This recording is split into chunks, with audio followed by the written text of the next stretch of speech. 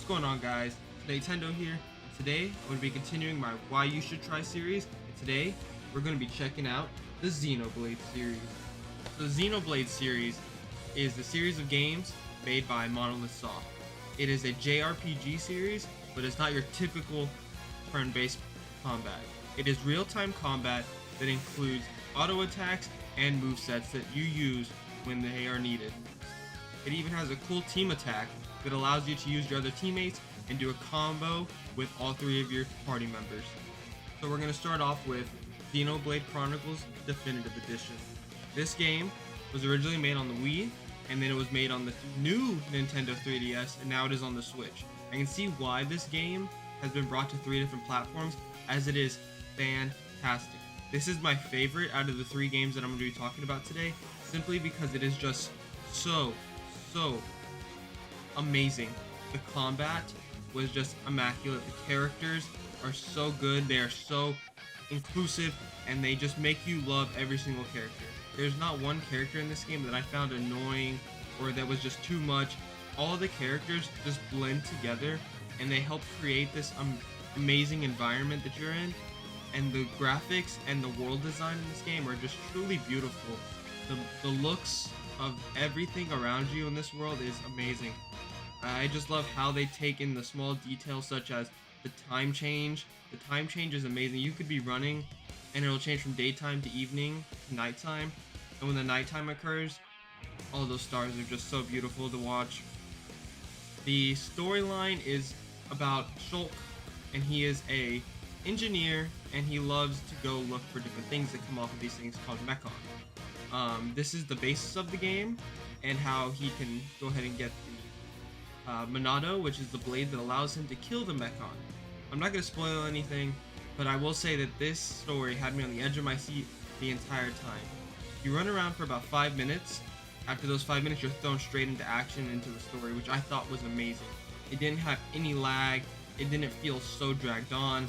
It was just straight to the point, and I like that about this game. The whole time you are doing exactly what you need to do, and there is not random encounters in this game. If you want to attack an enemy, that is up to you. The only time you're forced into a battle is boss battles. That is coming along with the story. But other than that, this game is truly fantastic. I love the way that the menu is. There's even costume changes you can change for your outfits of your characters. And I truly love that about this game, because that is fun and it makes you customize your character.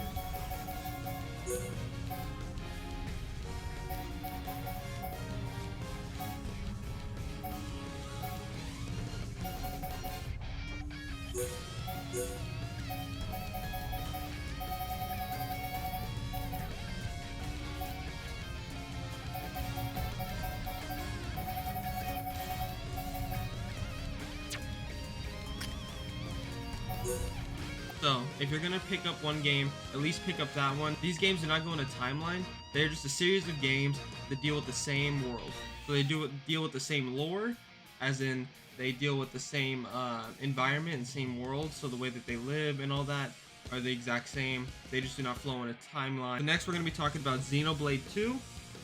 Xenoblade Chronicles 2 takes on a different approach than Xenoblade Chronicles 1. You deal with Rex, who is a diver and a salvager. Now, his story is a little bit different. His is a little bit slower in the beginning, but after you deal with the little first environment that you start getting on, it is an amazing game. I was struggling to find my love for it at the beginning. Like, the first 45 minutes were a little bit rough, simply because you have these little fur balls that were just kind of annoying. They would just talk little, and I'll just roll the clip for you. Then you get good price. Ceasefire between Moor Arday and Uriah not keep for too much longer, methinks. So weaponry is hot item. Well, what friend think? I'll make it worth your while. I told you before. I stay away from that sort of thing. Oh, it's shame. Reg's good salvager. Could be good way to earn pretty penny. Waste of talent, if you ask me. But other than that, these characters are amazing. I truly love that about this series. All the characters are really good. But with good characters, you know what that comes with. They have to supply what is needed for the weebs that enjoy JRPGs, and that is waifus. Every game in this series has a waifu. Now, I'm not going to sit here and debate my favorite waifu, which is Fiora from Xenoblade Chronicles Definitive Edition, but if you have your favorite waifu, go ahead and comment down below why she is your favorite. But these characters are just all amazing. They even have really good voice acting. The voice acting in these games is really good. They have an Australian accent. I haven't played in the Japanese voice acting, but I just keep it on the English dub. Now, to continue with these characters, each character has a truly great personality. Each one is different. They don't all melt into the same cookie cutter like mold. Every single one of them has a purpose in the story, and you end up loving almost all the characters that are in this game. Even if it's a hate relationship, you love the way that they made them into a good villain. And that's what is amazing about this game. Now, Xenoblade Chronicles 2 has a second part, which came out later after the game had been released, which was Xenoblade Chronicles 2 Torna the Golden Country. This is a DLC, but it was released physical. It is really hard to find physical, but that's all it is. It's just DLC to the story. This is a prequel to the story of Xenoblade Chronicles 2, and this explains why everything is the way it is and why it happens. I truly recommend, now that everything's been out, to start with Xenoblade Chronicles 2 Torna the Golden Country before you start Xenoblade Chronicles 2. This will allow you to build a great relationship and a great understanding between the characters that are in the game that don't really explain it. Xenoblade Chronicles 2 doesn't really explain the characters and why they're there and what purpose they really have.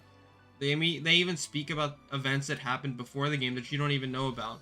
So it's really good to start off with this prequel story now that everything's out, so that you have an understanding of what's going on in the lore at that time.